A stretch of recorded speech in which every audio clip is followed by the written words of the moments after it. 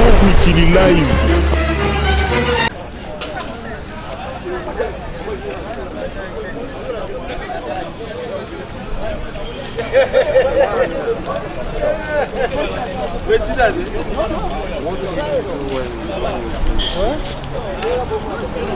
Nan.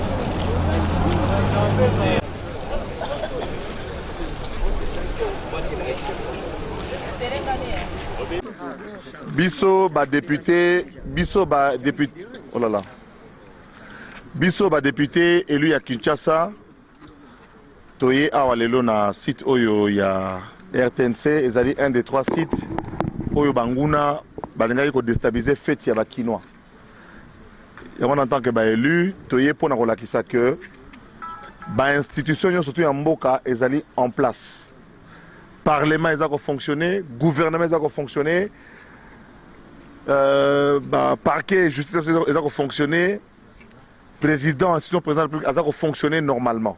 Il y a un moni ba député toye liboke pour na ko réconforter ba agent nyonso tout. Il y a RTNC banda na maman Nicole di Bambou pour na courage na inspiration maintenant bazaki na pour na battre la bijou oyo.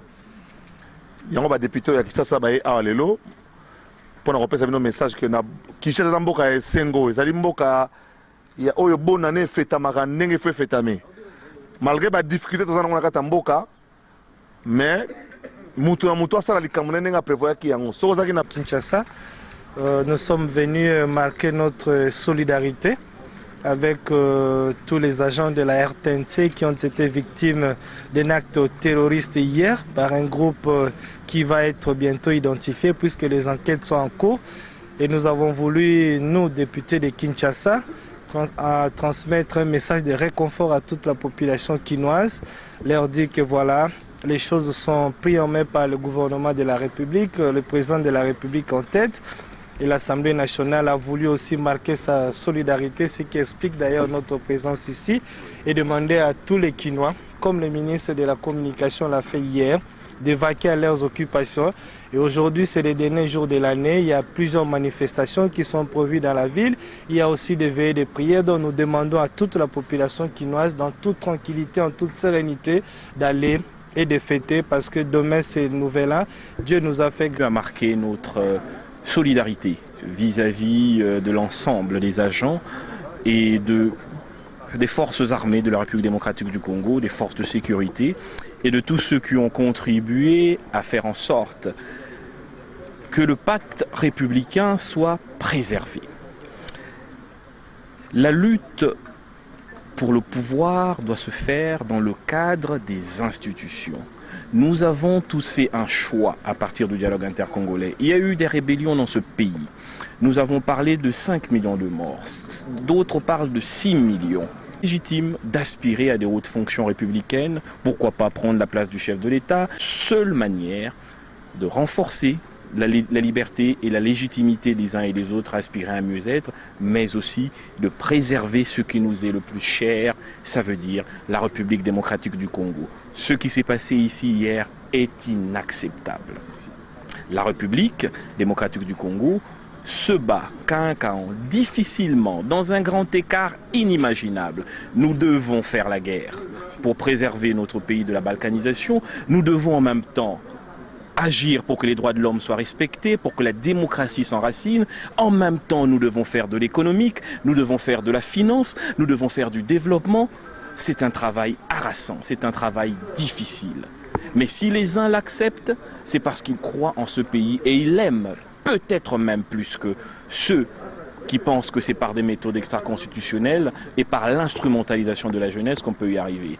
Nous marquons notre totale désapprobation par rapport à ce qui s'est passé. Oui, pekola kisakutundimi atasuki mukete likambo etali kozwa ko kongole nyoso asepela tango ya kosuki tango kosepelai neti sikoyo na mais fin de l'année libiso na esengo penzate pamba te chaque fois que kinois moko soka kufi eza pasi pona biso nyoso ba kinois eza manque ya possibilité pour to ko développer ville province na biso yangwana to senga na bino totombe na babiloko boye lisusu te bomoni bino mboki toyoka bitumbaka na musika metango mbumelele libiso tozwi pongi te to vivaki yango biloko boye to vivre yango lisusu te bokeba na ba manipulation bako ko manipuler bino lisusu te ba kinois to uti musika po mboka na biso ko koma na sika ekomi même au sepeli ne lokote même il y a des voix oyo essayer salami na l'état congolais pour to ko revendiquer ba droit na biso to lingite to kota na ba psychose moko boye to za la batu to banda ko comprendre que mboke ko tambola ndenge nini eloko ni to ko tambusa botala kaka na minute muke pone loko moko ezanga tina bandeko na biso ba journaliste musana bango ko panza sango ko pesa biso ba information à quel point balaki traumatisé bazo bango na ba otage ba menacer bango pour intérêt ya individu moko kaka oyo azokanisa ke yende akoki non to tomber na ba piège ba manipulation te tala bato bakufi ba nzete te ba sosote ba mbwate mais ya bato botala ndenge bakufi na buzoba kaka po ba ya ko sala boye na boye en tout cas to paniquer te lelo ya mukolo fête mikolo ya mikolo fin de l'année mbule zoya to sambela kaka nzamba ko kokamba biso na ville ya Kinshasa to ko tomber na ba biloko boye lisusu te ba innocent bazoki ba biso ba bukani ba biso ba traumatisé en tout cas to ko senga na bino kaka courage et que peuple kinois atika la ko ala na vigilance na ye o ya mesana ko ala nango et que total ndeni ko leka fête zali ba o ba na ba veiller de prière ba ko pesa bino ba information so lo kuto ba annuler gouverneur à ville André Kimuta annulé le Mokote, couvre-feu ezate, ba pekisi ba vieux volé te et le Mokote. Donc ville à Kinshasa bo continuer. Ba makambo ezalaki alaki circonscrit aki na ba site misa tunde ba bisaki bino. RTNC Kancha China na aéroport.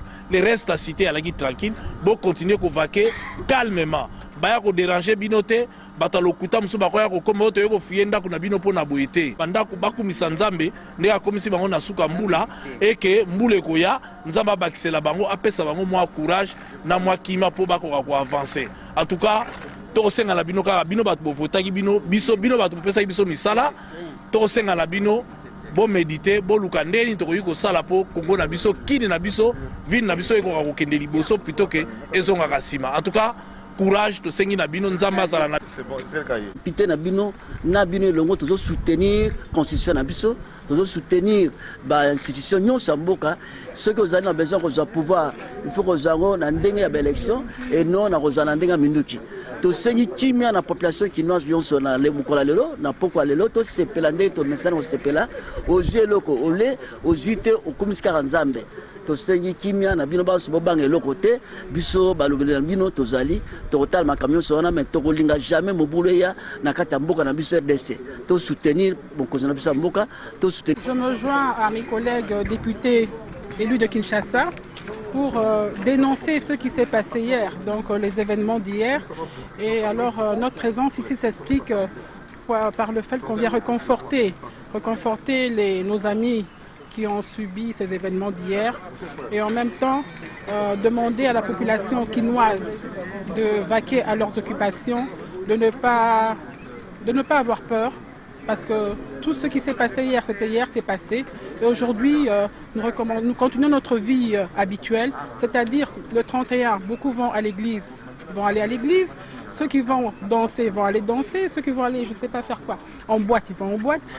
Pona tokutana, to sololi na ye, to se réunir entre biso baeli ya ville province ya Kinshasa par rapport ya makambo oyo ekomelaki lobby na kati ya mboka bomonaki binemi ya ekolo, binemi ya pouvoir, binemi ya ba institution oyo ezali légal lelo bamekaki kotia bosoto na kati ya mboka na biso, surtout balingi ba inquiété quiétude ya population kinoise o azalaki ko s'apprêter à fêter na kimia nouvel an oyo toko banda na mokolo ya lobby boye ina biso awa ezali parce que bandeko na biso ya mapinga baoti kolakisa solo bravoure na bango message wana ezali message fort oyo soki boza na souvenir ezali liaison ya liloba en acte ya ba promesse chef de l'État Joseph Kabila Kabange apesaki na bino abe plus jamais ça o lingi pouvoir oyebi ndenge nini bazwaka pouvoir o nyosa komeka eza la réponse pona ye ameka lisusu te awa po makambo yo eza makambo totika sima totika kala bino moko bopesaki biso bokonzi bino nde bokonzi eza ya bino kozwa mandoki koya kotungisa kokoso quiétude na bino à la veille ya bafete eza makambo toboya plus jamais ça lelo soki totelemi bomoni biso tu baponami oyo ya bino toye awa na RTNC eza d'abord mpona kodire non na batentative ya boye ensuite eza mpona kofélicite bamapinga oyo bavandaki na esika oyo tokokai mpe kolamuka lelo masolo ekomi ndenge mosusu soki bango te toye kopesa bango longonya na mosala oyo basalaki kofélicite mpe bino bana kini po bokai mpe kopanike bokai mpe kotelema bokai mpe koutiliser bino. Ça c'est la capitale du Congo et tous les Congolais où qui se trouvent ont suivi ce qui s'est passé à Kinshasa. Et donc aujourd'hui nous sommes venus dire notre ras-le-bol par rapport à cette situation. Nous sommes venus dire nos encouragements à nos vaillantes forces armées. Nous sommes venus témoigner notre solidarité aux journalistes et à toute l'équipe qui travaille ici à la RTNC. C'est choquant de voir qu'un bijou national comme celui-ci être malmené, massacré par des gens qui ont une volonté obscure d'obscurcir alors que l'horizon s'éclaircit pour tout notre peuple. Et donc, Banakin, recevez nos vœux les meilleurs de Nouvel An, les leux à les 31, Tokende Baveye, Tokende Bandoule, Tola Tato Sepela. Bamama Bandeko. Vraiment, ils allaient pas si peu mawa. Pour Namboka Lokola Congo, à tout moment, ils allaient plonger dans le théâtre et le modèle de ce monde. Biso baye ya opposition, tant que critique. Ils allaient répondre à plaisir à critiquer. Tant que senga, que vous foutez à soda malam, vous foutez à policier malam, vous foutez à fonctionnaire malam, vous avez un discours politique, un cadre macroéconomique. Mais il y a un bunda rabitumbata, il y a un de peuple qui n'est pas sauté. Mais l'élo, il y a un koué, bateau yo basalike, mkime zana namboka, batika la rabo, salaire boujarate, budget ya kala yango ezongaka. Mutu moko aza à l'aise azo se retrouver à Zadi. Or soki bana mboka bazo se retrouver na bandi bato basaka ba théâtre bazo sota musamba ba luku. Mais soko ba longo ma luku ba yeti ba komi na kati. Cela veut dire mwanza les ali. Population dans likambu te. Matata poni. Ya lo ba ye vaillant homme. D'excédent et bimaki na budget. Tout le monde a toujours été extraordinaire. Tout le monde a payé quota défense. La majorité, va commentaire était. Base à la pour va gonfler. Quand on va télé mais la solo. Va gonfler que non. Nenge, la militaire va pas bazo tambola na est bazo lia kitoko. Ya biso pe awa. Ba lia kitoko. Donc suka na makumisité. Pour nga za mutama makumisité. Oh, ils allaient occasion.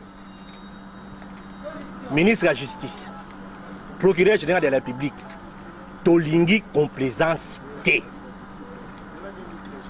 Tolingi to vivre ba audience publique. Parce que ba vivant bazali. Bazoko cité ba combattitaire. Vrai ou faux, to yebina nouté. Mais Tolingi to mona ba sambisa bango. Biso mongo ba konza ba audience.